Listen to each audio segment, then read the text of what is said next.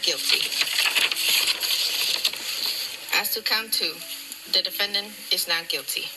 So say will this 5th day of February, 2025. Now, y'all, I have covered a lot of cases, but this one by far is the most craziest case I think I've ever covered.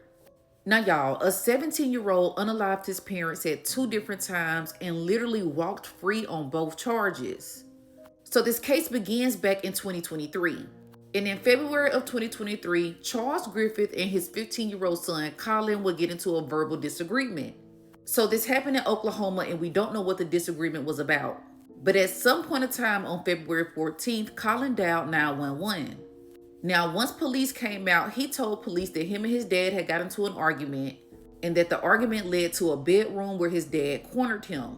So Colin is saying that he felt so scared for his life that he got a weapon and he fired shots at his dad. Now, sadly, Charles did pass away. So you guys, at first, Colin was charged with first-degree murder and the unaliving of his dad.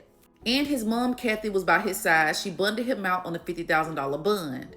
But y'all, the charges would be later dropped, and investigators would basically say that they thought that this was self-defense, even though there were inconsistencies in Colin's statements versus the evidence at the scene. So he's 15, he unalives his dad, he does not face any charges. Now he's living with his mother, Kathy. But only months of living with Kathy, he starts to have issues there as well. So an incident ends up happening in November of 2023 where he's charged with domestic battery because he tried to assault his mom over a game. So for disciplinary reasons, Kathy tried to take Colin's game. Colin got angry, an altercation occurred, and police were called. So there would be other situations that took place in his home. And this eventually led Colin to go live with Kathy's mother, which is his grandmother. But even though they were having these issues, Kathy still bought him a car in 2024. She still supported him. They went on trips.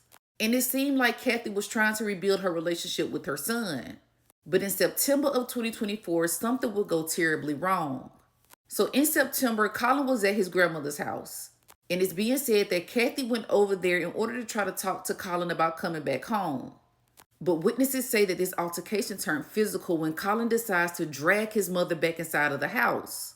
Now, at this point in time, the grandmother is not there. It's only Colin and his mother, Kathy. So once again, you guys, inside of that house, we only have Colin's versions of events. But Colin is saying that his mother grabbed a knife. She lunged at him, but she tripped and fell on that knife. Now, this caused a deep stab wound to her neck. And y'all, what's so crazy is Kathy ends up passing away. So in 2023, the situation happens with his dad. And now a year later, you have another situation with his mom, and she's unalived as well. But y'all, Colin insists that he did not do this to his mother. He's saying that when his mother tried to lunge at him, she fell on the knife.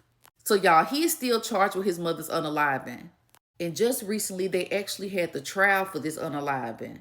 So one thing I gotta say is, while on trial, the grandmother, which would have been Kathy's mother, she's saying that she believed her daughter went over to her home while she wasn't there in order to try to force Colin to go back home. Now, this grandmother also said that her daughter had a history of violence, and she believed that whatever happened, Colin was defending himself.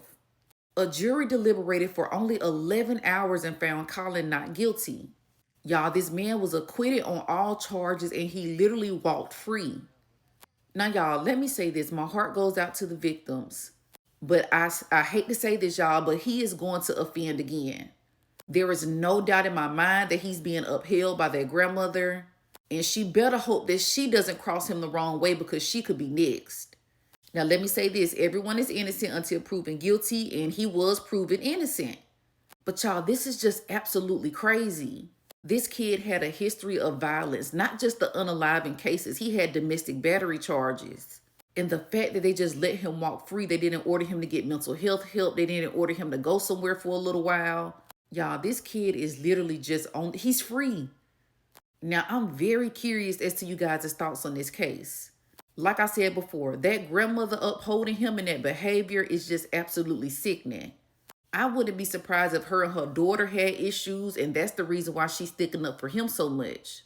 Because to do this to your dad, okay, you're saying it was self-defense. People believed you. Your mom believes you. She even bonded you out for $50,000. But then a year later, you turn around and do the same exact thing to your mom and you claiming self-defense on both cases? Now, one thing I got to point out, y'all, the jury was not allowed to know who he unalived a year ago. So they know that he unalived somebody a year ago, but they didn't know that it was his dad. Now, I feel like if they knew that, they would have found him guilty because they would have saw a pattern. You can't unalive your parents because you're not getting your way. And let me say this, y'all. I looked down the mom's Instagram page. She literally loved her son. When I say loved her son, you guys, now I know social media can be deceiving, but y'all literally just let this man get away with unaliving 2 people. Now, y'all, comment below and let me know your thoughts on this case. Do you think Colin will offend again? Or do you believe the jury got it right? Comment below.